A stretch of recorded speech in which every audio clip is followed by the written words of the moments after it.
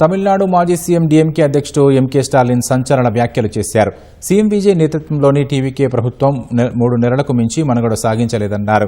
చెన్నైలో వీసీకే మాజీ ఎమ్మెల్యే పనయ్యూర్ బాబు ఆయన మద్దతుదారుడు స్టాలిన్ సమక్షంలో డీఎంకేలో చేరారు. ఈ సందర్భంగా మాట్లాడిన స్టాలిన్ కొత్త ప్రభుత్వంపై 6 నెలల వరకు విమర్శలు చేయకూడదని నిర్ణయించుకున్నారని చెప్పారు.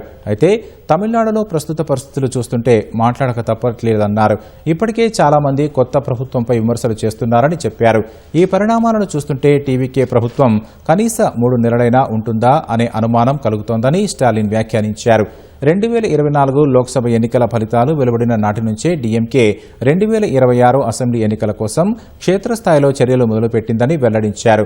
బూత్ స్థాయి ఏజెంట్లను నియమించడం, ప్రాంతీయ సమావేశాలు నిర్వహించడం వంటి జాగ్రత్తలు తీసుకున్నా అధికారంలోకి రాలేకపోయామని నిర్వేదం వ్యక్తం చేశారు. కానీ కొందరు మాత్రం ఓటర్లను కలవలేకపోయినా, బూత్ ఏజెంట్లను నియమించకపోయినా ఎన్నికల్లో గెలిచి ప్రభుత్వాన్ని ఏర్పాటు చేశారని పరోక్షంగా విజయ్ను ఉద్దేశిస్తూ స్టాలిన్ అన్నారు. అటువంటి ప్రభుత్వం ఎక్కువ రోజులు ఉంటుందని తాను భావించట్లేదని తెలిపారు.